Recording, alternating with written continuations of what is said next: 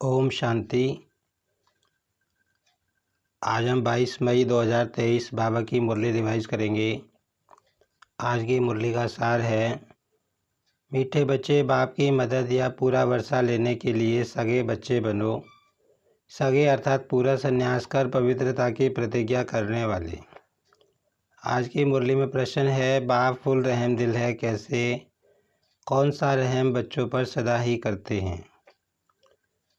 उत्तर है, कोई बच्चा कितना भी विघ्न डालता, माया के वश हो उल्टा कर्म कर लेता, लेकिन फिर भी अगर कोई भूल महसूस करता है तो बाप उसे शरण ले कहते हैं, अच्छा फिर से ट्रायल करो, अब गुणों को निकाल गुणवान बनो। बाप फुल रहम दिल है, क्योंकि जानते हैं बच्चे और कहाँ जाएंगे।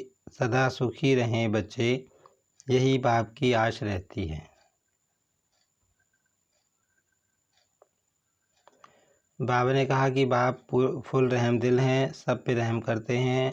अगर कोई बच्चा बाबा का हाथ छोड़कर चले जाता है और कोई गलती कर लेता है तो बाबा कहते, अगर वो रियलाइज़ करता है दोबारा आ जाता है तो बाबा उसको अपनी शरण में ले लेते हैं और कहते हैं, बच्चे कोई बात नहीं, दोबारा से शुरू करो।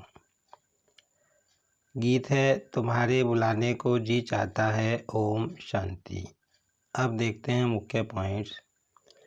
आज बाबा ने कहा, गोपी वल्लभ की गोप गोपियाँ तुम हो, तुम ज्ञान मुरली बाबा से सुनते हो। बाबा ज्ञान मुरली चलाते हैं। बाबा ने कहा कि जो मधुबन में गोप गोपियाँ हैं वो सामने बैठकर बाबा से मुरली सुनते हैं, और जो सेंटर पर गोप गोपियाँ हैं, बाबा के बच्चे हैं, वो छपी छपाई जो बाबा की मुरली आती है उसे सुनते हैं। तो उस समय की बाबा ने बात इस मुरली में बताई हुई है कि बाबा ने कहा कि जो बच्चे दूर हैं उनके मन में ये ख्यालात चलते हैं कि बाबा इस समय मधुबन में मुरली चला रहे होंगे और वही मुरली छपकर आएगी तो 4-5 दिन बाद हम भी उसको सुनेंगे। आज बाबा ने बताया कि जो गरीब बच्चे हैं वो बाबा पर जल्दी ही बलि चढ़ जाते हैं। साहूकार इतनी जल्दी नहीं चढ़ पाते क्योंकि उनके पास समय नहीं होता। बाबा ने कहा, बाबा के बच्चे ज़्यादातर गरीब ही होते हैं। फिर बाबा ने ये भी कहा कि जो कन्याएं हैं वो बहुत जल्दी सबसे ज़्यादा जल्दी बलि चढ़ जाती हैं।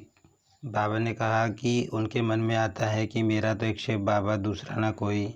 इसको ही बाबा ने कहा बलि चढ़ना कहा जाता है। आगे बाबा ने कहा कि भक्ति मार्ग में जब कोई किसी के ऊपर कष्ट आता है तो ब्राह्मण लोग कहते हैं कि फलाने रतन की अंगूठी पहनो, तुम्हारी दशा बदल जाएगी। तो बाबा ने कहा, ये जो अंगूठी पहनते हैं भक्ति मार्ग में रत्नों वाली, तो ये सारे रतन तुम्हारे ही यादगार हैं। बाबा के जो सेवादारी और पुरुषार्थी बच्चे हैं जो माला का दाना बनते हैं उनके ही यादगार हैं। बाबा कहते, बाकी कोई पत्थर वाले रत्नों की कोई महिमा नहीं है। बाबा ने कहा कि बाप तुमको ज्ञान और योग बल से नई दुनिया का मालिक बना रहे हैं, विश्व की राजाई दे रहे हैं। फिर बाबा कहते, मैं तुमको वर्षा देकर खुद परम धाम में जाकर बैठ जाऊंगा। सतयुग में मुझको कोई जानेगा नहीं और ना मेरी रचना को जानेगा। बाबा ने कहा, सतयुग में कोई ना रचता को ना रचना को जानता है और ना वहाँ कोई सृष्टि चक्र के आदि मध्यांत को जानता है। बाबा ने कहा, ये जो ज्ञान तुमको अभी मिल रहा है ये वहाँ लोप हो जाएगा, वहाँ याद नहीं रहेगा।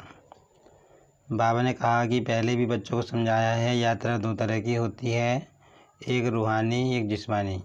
तो बाबा ने कहा, इस समय बाप तुमको रूहानी यात्रा सिखा रहे हैं, बाप पंडा बनकर आए हैं। बाबा ने कहा, तुम भी पंडा बनकर और आत्माओं को रास्ता दिखा रहे हो।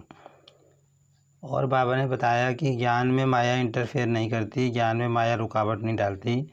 रुकावट माया बाबा ने कहा कि योग में डालती है। जब तुम योग में बैठते हो तो माया इंटरफेयर करती है। और बाबा ने बताया कि जो प्राचीन योग भारत का मशहूर है वो वास्तव में बाबा ने जो सिखाया वो है। बाबा ने कहा, लेकिन उन्होंने गीता में कृष्ण का नाम डाल दिया है, कृष्ण भगवान उवाच। आज की मुरली में धारणा के लिए मुख्य सार है, बाप पर बुरा बलि चढ़, बाप का सगा बच्चा बन, बाप से पूरा वर्षा लेना है, पूरा पवित्र बनना है। अपने को दर्पण में देख, भूतों को निकाल गुणवान बनना है। बाप की मुरली सुन, धारण कर औरों को करानी है। खुद भी बाबा कहते धारणा करनी है, दूसरों को भी करानी है। आज की मुरली में वरदान है, परमार्थ के आधार पर व्यवहार को सहज बनाने वाले भाग्यवान आत्मा भव। आज बाबा ने वरदान ने बताया कि भक्ति मार्ग में और धर्म के क्षेत्र में तुम मेहनत करते आए, तुमने बहुत मेहनत की, लेकिन अभी बाप ने तुमको मेहनत से छुड़ा दिया है, क्योंकि अभी तुम व्यवहार में जब आते हो तो परमार्थ के आधार पर आते हो, और परमार्थ के आधार पर आने से बाबा ने कहा सब कुछ सहज हो जाता है, क्योंकि तुम निमित्त बन जाते हो।